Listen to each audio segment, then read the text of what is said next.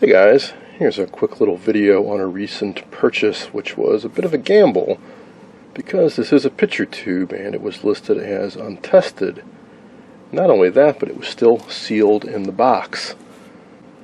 Now and then I will take a gamble because picture tubes, vintage picture tubes especially, are quite hard to come by. Now, going by the graphics on this, I suspected it was a rebuild, although it says this is a new tube. And the name, it's an Allen tube. Well, the major manufacturers of picture tubes were RCA, Sylvania, and so on. Not so much Allen. But they did give them a little bit of liberty, a little bit of leeway back in the day, where if they took a picture tube and rebuilt it with new electronics inside, they could actually list it as a new tube. And then you should find print on there somewhere saying that it was actually an old envelope, but with a new electron gun installed inside. So when I got this, it was still sealed, and it was listed as untested, and I was the only bidder, I suspect, because people didn't want to take a chance on an untested picture tube. But I figured, hey, might as well. These don't show up for sale too often. So here is what's on it. Well, this is a 16 RP4, which is the first generation rectangular picture tubes, which places it around 1951 originally. I'm not sure when it was rebuilt. I don't think there's any date on that. Alright, well, let's take a look inside. So when I received this, I did break the seal and pop it open to see what was inside and ensure that it wasn't broken, but I have not tested it yet. So that's what I want to do for the remainder of this video.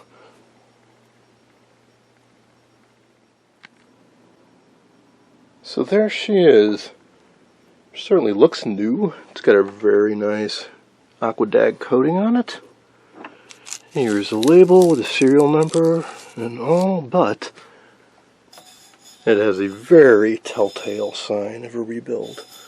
The neck has a very obvious distortion right here. It goes in. That's where they cut off the original neck, put on a new one, and resealed the glass, and then evacuated it. The getter looks very nice and shiny, which is a good sign. So I have got out my trusty Suncor CR70 and I'm going to test it.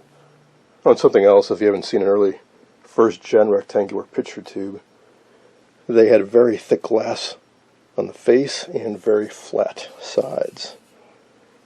Later they went to a more rounded bulb and they could use thinner glass.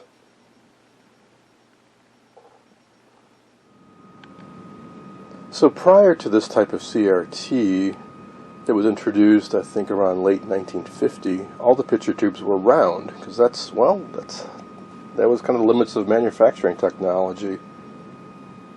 And they would have to waste a lot of the picture area, because it was round, but the transmitted picture has always been rectangular, and they would just mask it off. So these, they figured out a way to make a rectangular face, and then they kind of welded on the body of it. There's kind of a seam along here. And they used rather thick glass and very flat sides, which added a lot of weight to it. Later on, they made it more curvy, and a curve can resist the pressure of the atmosphere pressing down on this a lot better than a very flat side can. But at any rate, let's see how this tests. Oh, and by the way, they went to the curved version around 1952 or so, so these were only in use for about 2 years. You don't see them come up too often. Let's see, the filament is glowing very nicely. New HK shorts, new G1 shorts. Kind of erratic, but that's not too surprising. The picture tube hasn't been turned on in like 60 years.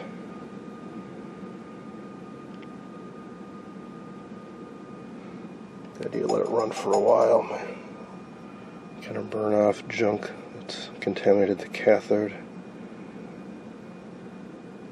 But the fact that I've got needle readings and emissions, that's a very good sign. So cutoff tests the action of the grid, which translates basically to it would have very good contrast if it's very responsive. And emissions translates to how bright the picture is, essentially. So this tests extremely well. I'll let this run for a while, but it looks like this little gamble paid off.